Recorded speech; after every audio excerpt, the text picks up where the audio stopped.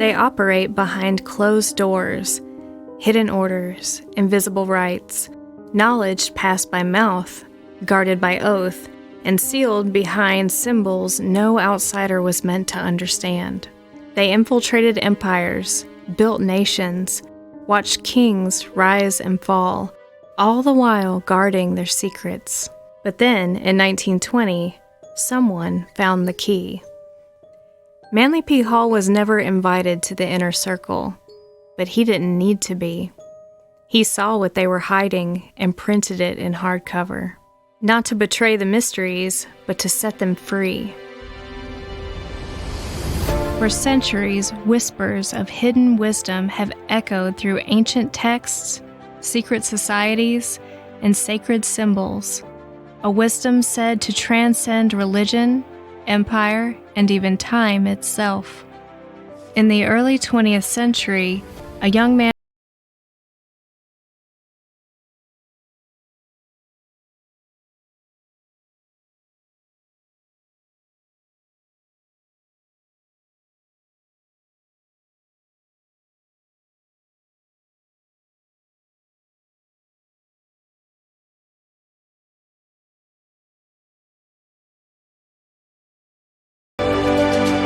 Whether you believe that the world is shaped by hidden hands or guided by higher truths, what Hall uncovered forces us to reconsider.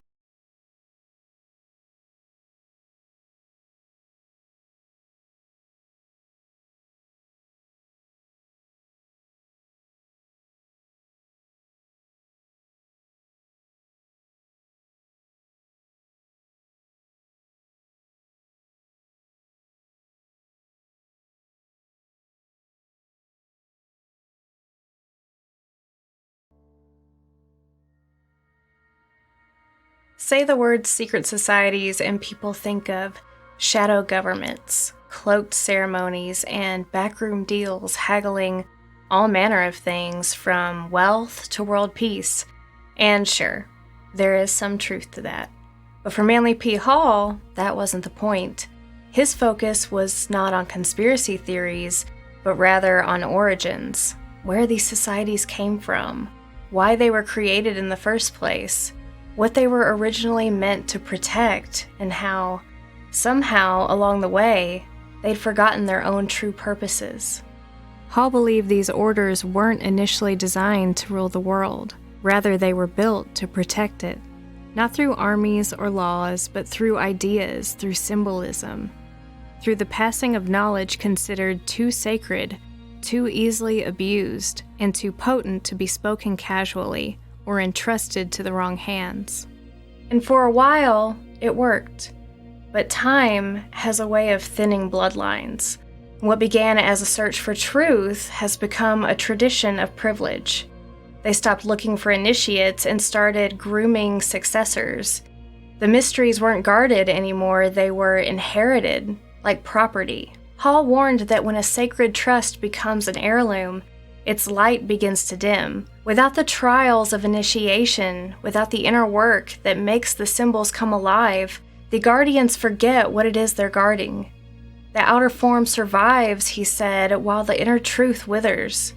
What was once a living current of transformation becomes a relic, admired and protected, but no longer truly understood. Manly P. Hall used the term mysteries to describe a network of ancient philosophical and spiritual traditions that trained individuals in the deeper meaning of life, death, and the soul. The mysteries were the universities of the ancient world, conferring the only true degree, mastery of the self. These teachings were passed down through private instruction, preserved through symbolism, and rarely written in full.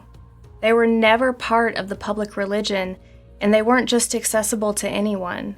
And in order to have access, you had to be prepared ethically, intellectually, and spiritually. These systems existed in places like Egypt, Greece, Persia, and India. Each had different symbols and customs, but they shared a common goal: to teach individuals how to understand the deeper structure of life and to live in harmony with it.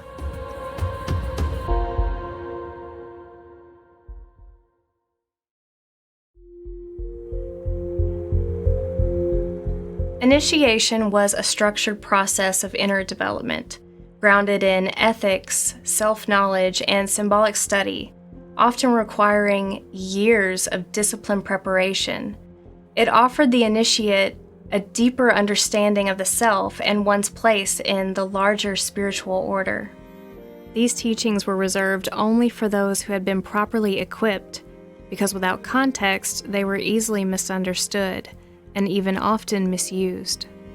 Topics included the nature of the soul, cycles of death and rebirth, and the symbolic meaning of myths, mathematics, and geometry, and ethics grounded in cosmic order. In some cases, initiates were sworn to secrecy under the threat of death because the rites were considered to be so sacred. But secrecy wasn't enough to protect these groups from suspicion.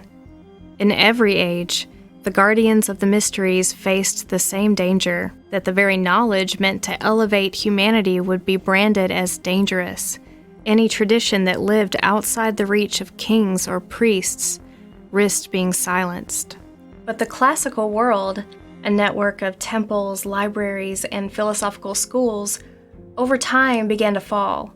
Some traditions were destroyed by war, others were absorbed into expanding empires, but many were actively suppressed, branded as subversive, declared heresy, stripped of protection, and then violently erased by religious and political authorities who saw them as a threat to their control. In 186 BCE, the Roman Senate issued one of the most sweeping religious crackdowns in history. Its target was a spiritual tradition, the Bacchanalia, a set of secret rites dedicated to the Greek god Dionysus. These rituals had spread quietly through what is now southern Italy. They involved initiations, symbolic death and rebirth, trance states, and the breaking of social boundaries. Dionysus has a reputation for being the god of drunks, but Hall wrote that the rites of Dionysus were never about chaos for its own sake. It was really about a way to strip away the masks of social identity and taste the freedom of the spirit, sort of like Jung's concept of the shadow. In the wild dances and intoxicating music, he saw symbols of deeper liberation, a breaking of the soul's chains to matter. But to the Roman elite, they looked dangerously unfamiliar. The Senate accused the Bacchic initiates of plotting against the state. They claimed the rites promoted moral corruption, sedition, and even murder. What followed was a state-orchestrated purge. Over 7,000 people were investigated. Temples were destroyed. Priests were executed without trial. Participation was made punishable by death unless pre-approved by the government.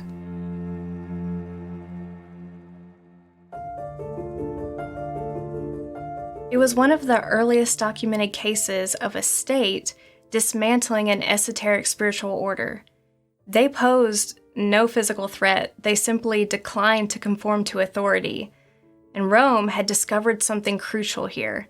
Mystery traditions were powerful, and any power outside of state control was unacceptable.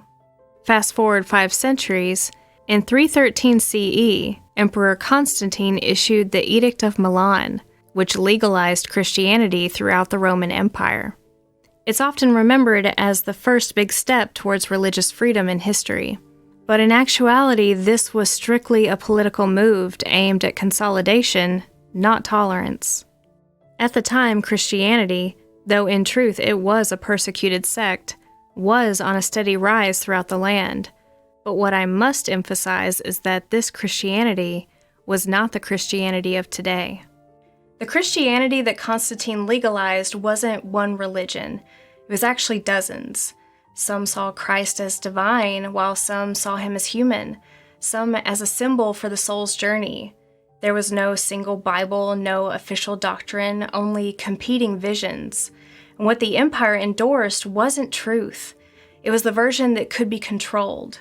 The Jewish Yeshua was recast as Roman Jesus, transformed from a mystic into a mascot for power. Hall wrote extensively about how Constantine's Christianity replaced the inner path with outer authority. Hall observed that the original Christian mysteries were not destroyed but absorbed, their symbols reinterpreted, their truths confined to allegory.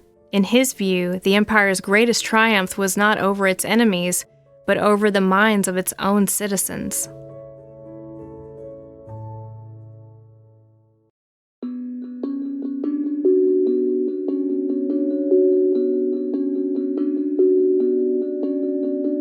Under Constantine and his successors, Christianity evolved from a persecuted sect into a tool for imperial control. Within just a few decades, tolerance gave way to dominion. Laws that once promised protection now dictated worship. Temples closed, symbols outlawed. The same empire that had feared the mysteries now claimed to speak for God. By 380 CE, the Emperor Theodosius made Christianity the official state religion. But it wasn't the Christianity of the early mystics, the Gnostics, or even the Apostles. It was a version designed by the empire, a carefully curated theology built from selected texts and filtered doctrines chosen for its political utility.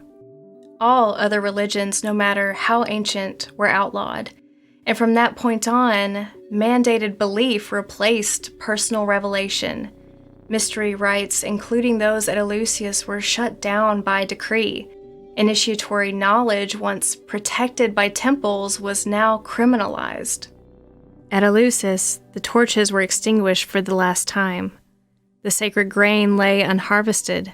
Hymns that had been sung for over 1,000 years fell silent. What had survived the fall of Greece and the rise of Rome could not survive the union of church and state. Hall wrote that the ancient rites were not judged false, they were judged inconvenient, because they taught that truth was not the property of any one creed, but the birthright of the human soul.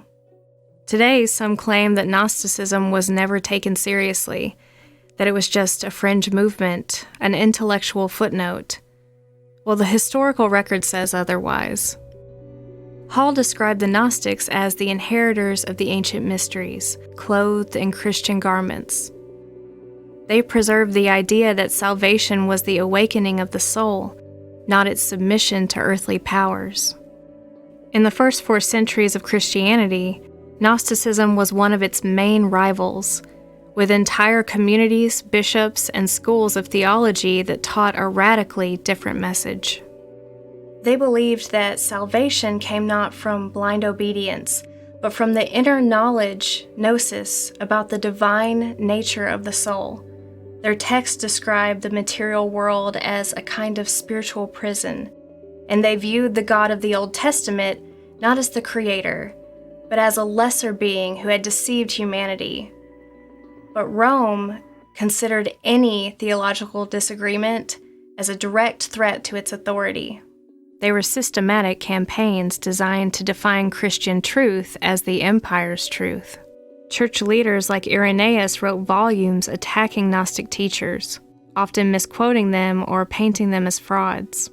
Their writings laid a groundwork for the purge of texts, teachers, and the entire community. For centuries, the Gnostic voice was silent, until 1945, when a farmer in Egypt unearthed a sealed jar hidden in the desert. Inside were texts no one had read in over 1,500 years, the Gospel of Thomas, the Secret Book of John, and others thought lost forever. They had waited in silence, their words untouched by empire, for a time when they could be read again. The Catholic Church erased the Gnostics from public view. Their teachers were denounced, their scriptures destroyed, and what little survived was buried, literally, by those who knew the empire wanted silence, not debate. What we know of them today survives only because a few people risked everything to preserve fragments of what they knew. Hall believed the Gnostics were destroyed because they insisted that the kingdom of heaven was within, and that no church or emperor could place a lock on the human soul. The Library of Alexandria was one of the largest repositories of ancient knowledge the world has ever known. As everyone knows, it was destroyed long ago, resulting in the loss of countless texts, some of which held the answers to humanity's greatest questions. But what most people don't realize, however, is that it wasn't burned all at once. It was actually gutted slowly over time by war, politics, and ideology.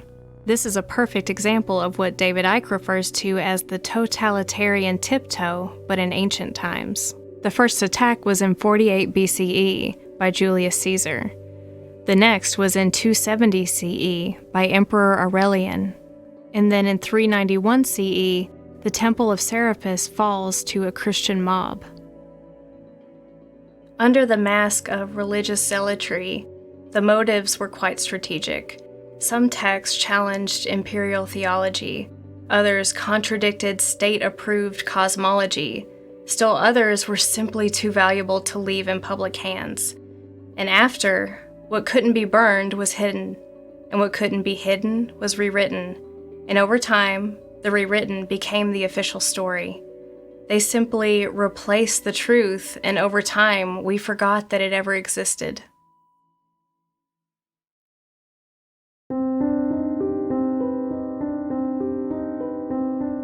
By the Middle Ages, suppression of mysteries had become a well-oiled machine. The Inquisition, launched in the 12th century and expanded by Rome, was designed to identify, punish, and eliminate heresy. That included Gnostic ideas, alchemical knowledge, any and all unorthodox interpretations of Scripture, and any claim to direct personal spiritual experience. The Cathars were wiped out in a campaign so brutal it blurred the line between war and genocide. The Templars were accused of heresy and executed, possibly for keeping esoteric knowledge hidden within their ranks. And still, the mysteries didn't die. They survived, fractured and scarce, passed quietly through symbols, allegories, and rituals that outlived their meaning. Eventually, they began reappearing under new names. Freemasonry, Rosicrucianism, and Theosophy. These groups were inherited pieces of the original current, often without even realizing how incomplete or damaged it had become. What remained was powerful, but only partial. Freemasonry is the most well-known of the secret orders that emerged in Europe. And according to Hall, it carries the clearest architectural memory of the ancient mysteries. Its rituals drew from the tools of the builder. The compass, the square, the plumb line. These weren't just instruments of trade, they were symbols of inner discipline, passed down through allegory. But Hall didn't romanticize the modern lodge. By the 20th century, most Freemasons no longer knew what their own symbols meant. Initiations had become procedural. The rituals were still performed, but the transformation was totally missing. Hall said that Freemasonry was a hollow cathedral, beautiful in structure, in theory, but abandoned in spirit. And yet, he believed the original current was still in there somewhere, waiting for someone to reactivate it. Manly P. Hall did believe that the Knights Templar recovered ancient wisdom in Jerusalem, fragments of lost teaching possibly linked to early Christianity, Kabbalah, or even pre-Christian initiation rites. To him, they were part of the lineage, a secret order that carried the light forward until it was extinguished by greed and fear. The official story says they were framed by the church and crown, betrayed for their wealth, their secrecy, and their growing influence. And there is truth in that. But from another angle, here the story looks a little different.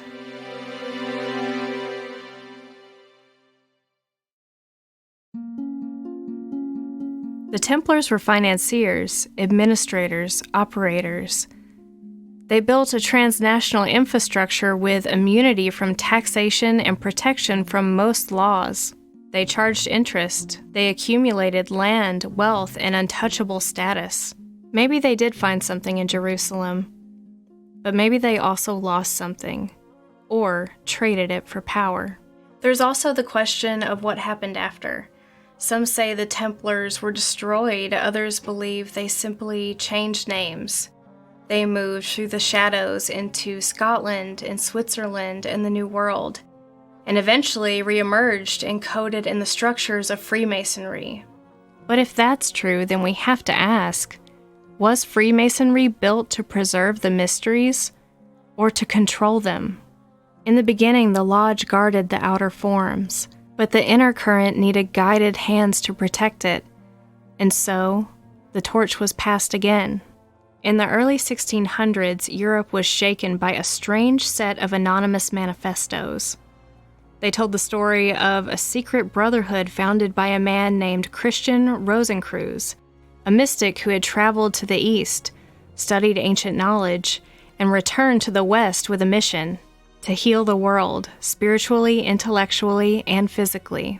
These texts didn't ask readers to join a group. They invited them to change their lives. No lodges, no ceremonies, no hierarchy, just study, reflection, and service.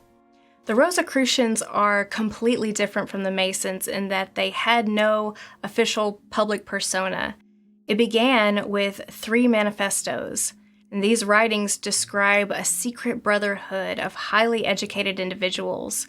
They claim to be masters of alchemy, astronomy, medicine, and philosophy, united by a spiritual mission to heal humanity and reform knowledge, bound by humility, secrecy, and anonymity. But here's the twist. No one could prove that they actually existed. They weren't interested in being celebrities. They only wished to be known by their influence. As Hall put it, to be a Rosicrucian is not to join, but to become. Understanding the writings and living their virtues was initiation enough. Quiet study, quiet service, no credit, no hierarchy. You'd know who you were, and maybe, if you met one, they'd know too. They were called invisible doctors dedicated to healing, teaching, and quietly steering humanity towards truth. To Hall, the Rosicrucians represented the ideal. They weren't just secretive for the sake of secrecy, but to protect the work from ambition, ego, and power. But as the centuries passed, even Rosicrucianism fractured. By the 20th century, dozens of groups tried to claim the title, and some were serious, but many were not.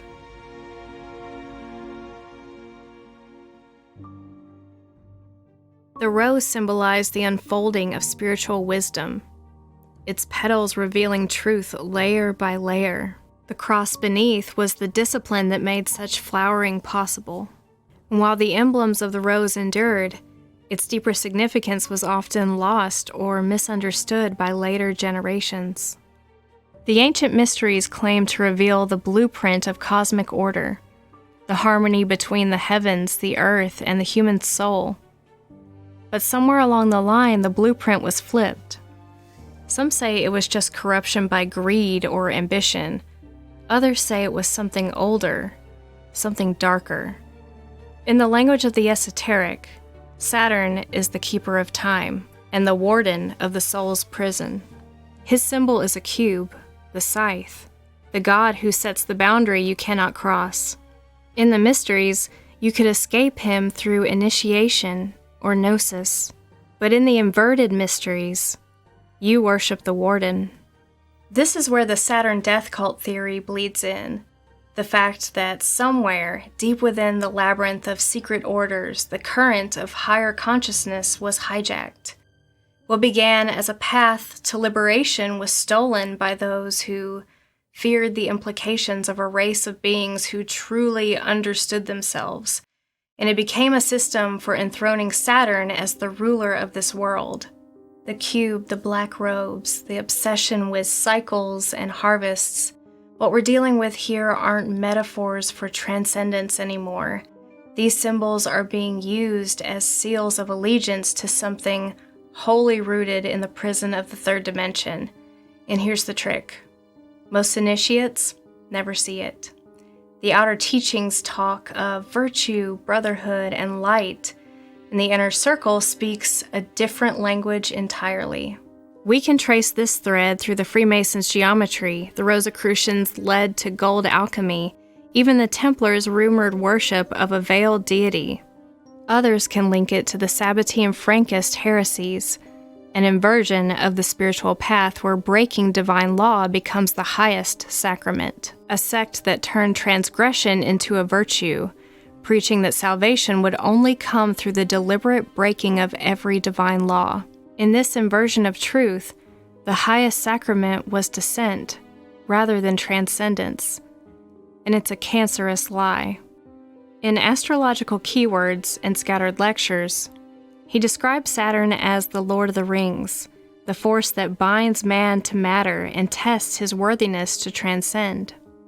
In his interpretation, Saturn is necessary as a teacher, but worshiping Saturn as the end goal is a distortion of the mysteries. That's where he would have drawn the line. Hall warned that material power has always sought to manage both orthodoxy and heresy. If power is your game, why only gamble on one side? The empire builds the church to bind the faithful, but it also extends quiet hands into the circles of free thinkers, contaminating the mysteries, bending the ideals of the mystics, planting agents in the very movements meant to resist it. Two wings, same bird, the shepherd and the wolf answering to the same master.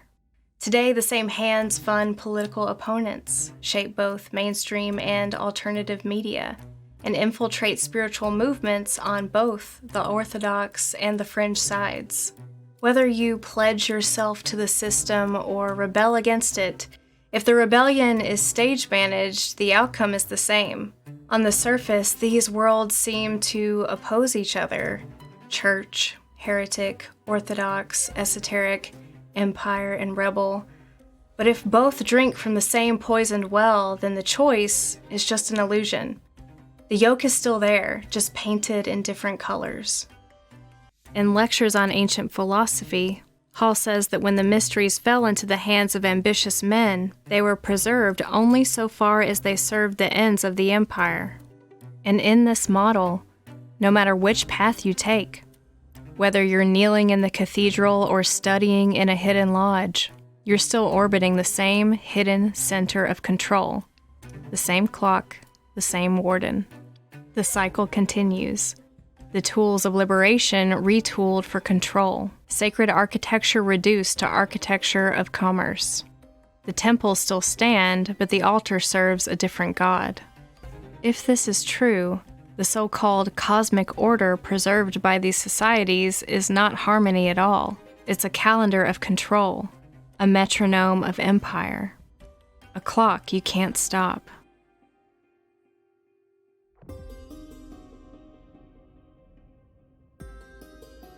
Maybe this is the real fork in the road. Either the mysteries are what they once were, a torch passed through the ages waiting to be reignited, or the torch was stolen and now it lights only the throne room of our captors. If the world really is a trap, then the first key is knowing that you're in one. The walls are high, yes, the gatekeepers are real, and the systems of control, whether they wear robes of religion, the regalia of secret orders, or the suit of a corporate titan, are designed to keep your vision turned outward. But the greatest secret of the mysteries was never in a temple. It was never in the lodge. It was you. They've made us believe that we're small, that we have fragile bodies in a vast and hostile universe. But what's the truth? You are not just flesh and thought. You are an infinite point of awareness, consciousness itself, having a very temporary experience inside this construct. In the old teachings, the soul was not bound by stone or star. It could cross the spheres, pass beyond the gate of Saturn, and return to the source from which it came. The prison only works if you believe you are the prisoner. Every age has had its labyrinth, its system of control. But every labyrinth is also a path to something greater. You find it in the quiet moments, in the choice to question what you're told, in the refusal to let fear dictate your truth, and in the knowing, the deep, unshakable knowing that you are more than this body, this time, this world. You are a piece of the infinite. The architects of control fear that knowing, because once you remember who and what you are, their power dissolves. The cycle breaks. So if there is a message to carry forward, it's this. Guard your inner temple. Feed the flame of your own awareness. And remember, no matter how elaborate the trap, you are not its design. You are the escape. Next time on Hall of Mysteries. What if the afterlife wasn't a single destination, but a journey through hidden worlds, each one ruled by forces unseen? From the moon's gate of dreams to Saturn's prison of time, Manly P. Hall mapped a cosmic ladder and warned of what waits between the rungs. Join us next week for Hall of Mysteries, The Invisible Realms. This is Hall of Mysteries, and the veil is lifting.